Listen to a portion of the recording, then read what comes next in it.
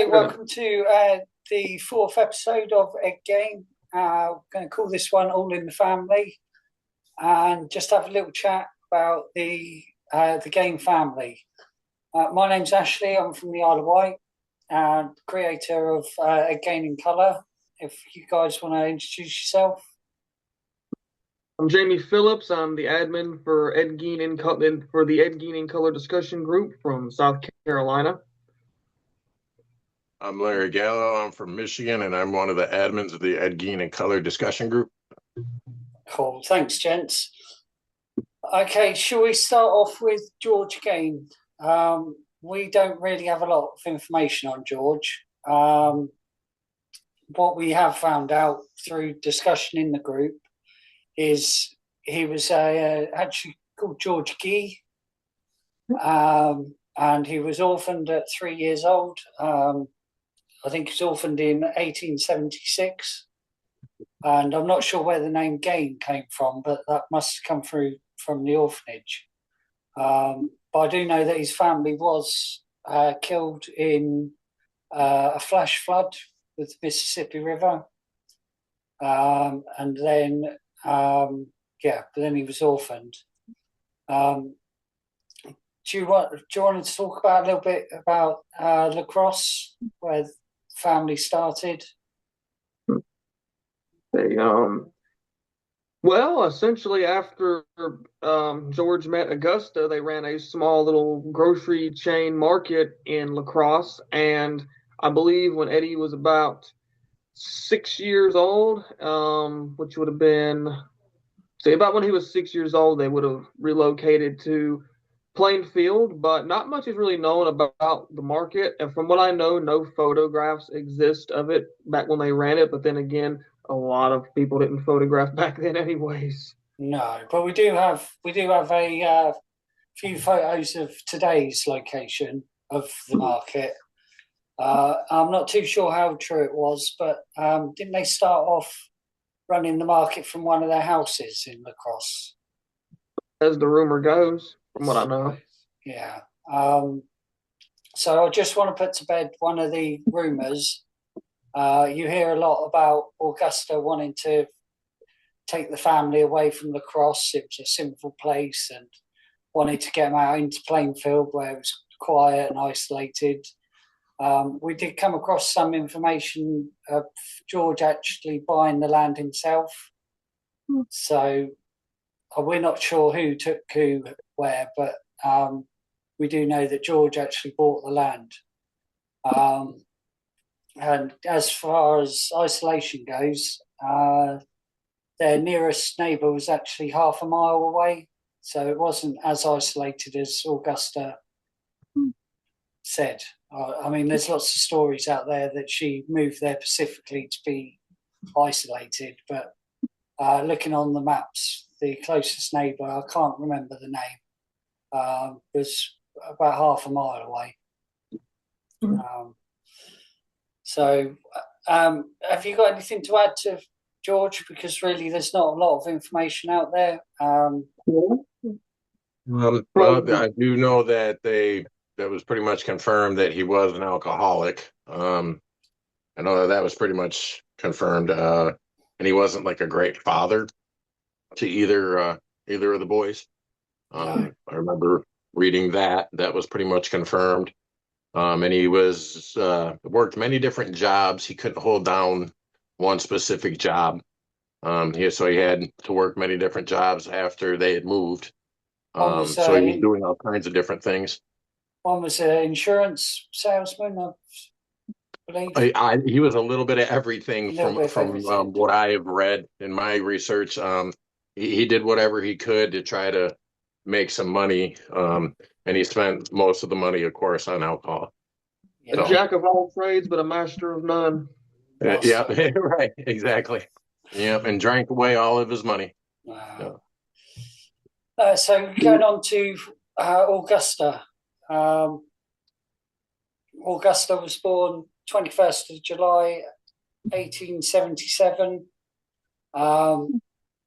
We made a small mistake recently because if you look on the grave, year date is 1878. We found out that Ed actually paid for the grave and paid for the engraving and actually got the date wrong. But back then, it's hard to get dates right back then. It's a long time ago. There's not a lot of documents and things out there. Right. But we did find out from a source that the grave's actually wrong. She's actually born in 1877. Larry, do you want to talk a little bit about Augusta? Sure. We also had found out that the most common picture given when you look for Augusta Gein is not Augusta Gein at all. She has the same name, Augusta Wilhelm, but she is not Gein. We had figured that out in our research with our group experts and everything. So the most common picture of her you see is not really her. But she was very religious, which caused a lot of rift in the family. I know that she was big into the Bible. She would always read different things from the Bible to them. And she did not want them to be messing with girls or anything like that. She wanted the boys to pretty much stay home with her all the time. So yeah. I think she primarily read passages from the Book of Revelations, I believe, if my reading is correct. I believe you are right. I think Augusta, in more modern terms, would be, I think the term for her would be control freak to some extent. I believe she kind of follows under that. Religious control freak. Religious fanatic, yeah. Which, weird fact, me and Augusta Gein share the exact same birth date, so July 21st, except I was born in 2004, so there's a bit of a gap. Yeah. But I think Ed also reported, going back to George for a quick second, I think Ed had actually, from what I read in some of the transcripts, I think he had stated on at least a couple of occasions that George had beat him so hard that his ears would ring. Yeah. So it seems like Ed was more into kind of discussing the abuse from his father compared to anything else. Right. Yep, he viewed Augusta as a saint. He loved his mother. He worshipped his mother. He was obsessed with his mother. Augusta Gein was Eddie Gein's life. That was everything he did was focused around his mother. And his brother Henry tried to pull him away from that a little bit. Right, correct. He tried to get him away because he did not agree with Augusta's religious fanaticism. And kind of seen through it and was trying to get Eddie away from it. And Eddie wasn't going to have it because of how he viewed his mother. He would not even hear of it. So a little bit about Henry. There's loads of stories about Henry. We have, through the discussion group, found out that there are no known photos of Henry. We have got one photo which we found out to be Elmo Ulek. Correct. Who was a neighbor and a friend of Ed Gein's. Mm-hmm.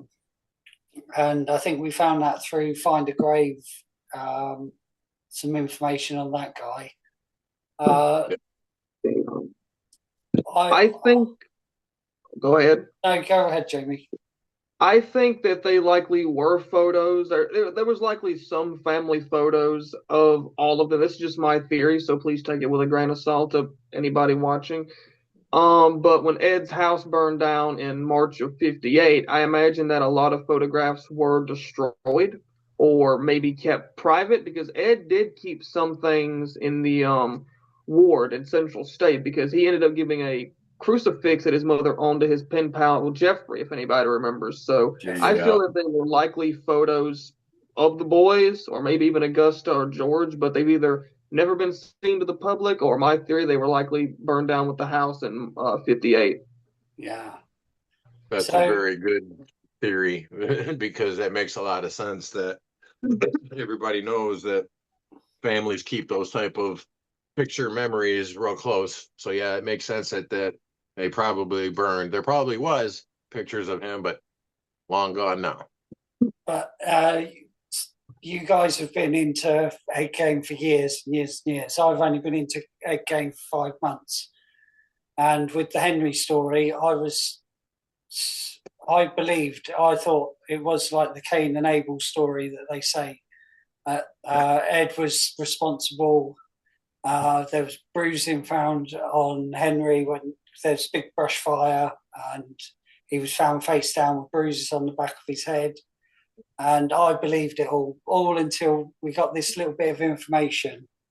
And it actually took several hours for the search party to find Henry's body, and Ed wasn't actually with them. There was a suspected heart attack, and I've just completely changed my whole thought process on Ed being part. I don't think Ed was part of Henry's death at all. But what I'll do is I'll pop that little slide up, the little bit of Henry's death. But I do think Henry did have a heart attack during that brush fire. Well, at the end of the day, nothing is really known much about Henry, whether it be medical history. Was he an alcoholic? Was he this? Was he that? Because, correct me if I'm wrong, didn't George actually die of a heart attack, or am I incorrect on that? I think that's what the report said, was that he did die of a heart attack, but it was brought on. Yeah, but it was brought on basically by too much alcohol usage. With Henry, there was, I'm sure they said asphyxiation. Correct. But in this report, it said it was more likely to be a heart attack, which makes more sense. But the bruising, this was all made up by the media. This all came out in Shetler's book. I think, is it Shetler? Schechter. Schechter, yes. So I think a lot of the media had mentioned that, and it was first mentioned in his book about the bruising. Well, Mr. Schechter did mention at some point here recently that he had to kind of do his own thing with the book, because the thing with the whole Ed Gein case in general that we all know is that once the media got a hold of it, it was all blown out of proportion. There was so many unfactual things, like whether it be the cannibalism thing or Ed wanting to be a woman, things like that. Like, it was it's gone so far that it's kind of hard to distinguish fact and fiction. Lampshade in a house that didn't have electricity or outlets. Hello. Yeah. Right. That's typically what happens, especially it's had everything happened in November of 1957, and all these years, all the film that just keeps getting drugged further and further and further and further. So it's kind of it's taken us years, and we still haven't figured out everything. There's still things that we figure out every day, and it's a whole team of people doing this. So I think the media does exaggerate things heavily. We've always kind of done that. So when it comes to the death of Henry, I've always been kind of on the fence about it. I always thought that the bruising was something added by media, because I could never find an official report on it. And Ashley does have the heart attack theory. So just in my opinion, as of now, I don't believe Ed had anything to do with the death of Henry Gein. Also, didn't he pass a polygraph test on that?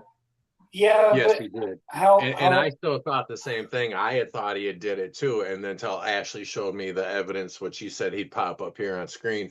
But I had read that and was totally just, my jaw dropped. I was like, whoa. Like, because the whole time I thought maybe, we all knew that Ed could have possibly, I mean, he was capable, but like at the same time, it's like, I know he loved his brother a lot because they were really close. So it was like I said, like you said, I was kind of on the fence with it, because it just wasn't adding up with all the facts, so. Right, gents, what I'm going to do is I'm going to cut it there, because we've got 3 minutes left, and then we're going to have to jump onto another Zoom, and